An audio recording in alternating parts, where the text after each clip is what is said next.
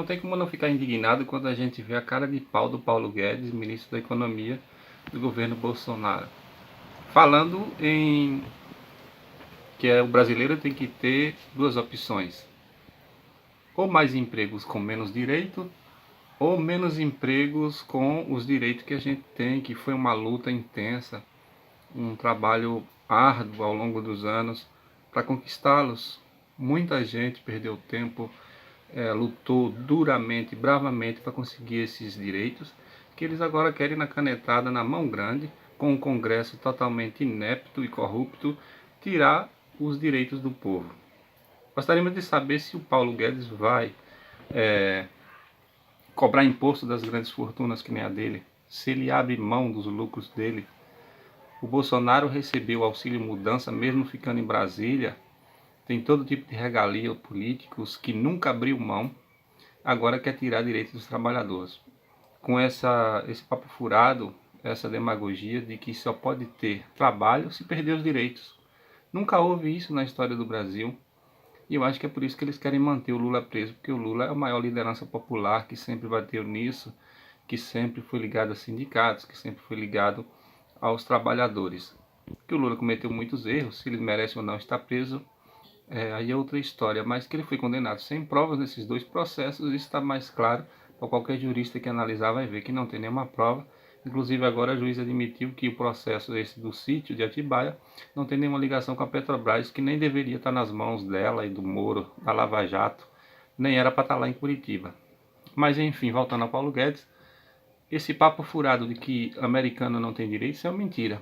Qualquer economista que pesquisar, historiador, que for pesquisar a história dos Estados Unidos, vai ver até nos filmes julgamentos envolvendo ações trabalhistas e lutas por direito, que os americanos sempre tiveram seus direitos. Não existe esse papo furado, ninguém trabalha sem direito em lugar nenhum do mundo, e isso é mais uma armadilha da extrema-direita. Sempre disse que a extrema-esquerda afundava o Brasil e tal, mas o que eles querem é criar castas, eles querem manter as riquezas na mão de 1% dos brasileiros privilegiados que sempre viveram e enriqueceram. Como Paulo Guedes enriqueceu? Ele já deu um dia de trabalho na vida? Ele já fez algum trabalho pesado na vida para ele dizer que o brasileiro tem que abrir mão dos seus direitos para conseguir emprego? Ele enricou com agiotagem de banco, ele enricou com especulação financeira, com esse tipo de coisa. Agora ele quer que o brasileiro perca direitos para que mantenha as regalias dos bilionários, dos mais ricos. E os empresários vão abrir direitos? Os empresários vão dividir os lucros? O empregado pode ser contratado perdendo direitos, mas e quando a empresa lucrar muito, ele vai dividir esses lucros com os trabalhadores? O empresário nunca quer abrir mão de nada. O governo tem que dar concessão para que algum produto baixe. E o empresário não abre mão de nada. Empresários que moram em Nova York, em Paris, em outros lugares, que só tem suas empresas aqui, que ganham bilhões só para usar a caneta, e o trabalhador, se quiser emprego, tem que abrir mão dos seus direitos, entra e sai dessas empresas com a mão na frente e outra atrás. A gente vê declarações de um demagogo como o Paulo Guedes e o Alcolumbre, que a gente via que tem denúncias que ele usava notas fiscais do posto de combustível do tio para prestar contas na Câmara, e muitas coisas que ainda precisariam ser investigadas se a justiça no Brasil não fosse seletiva, falando em perdas de direito.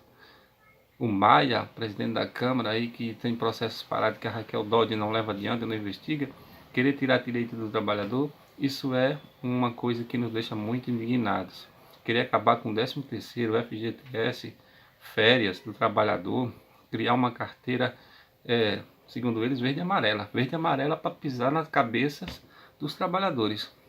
Esse é o mito que enricou com toda a sua família, que não abriu mão nem do auxílio mudança da Câmara, para ali pertinho para a Granja do Torto, ali onde ele foi morar agora como presidente, que o governo paga tudo isso.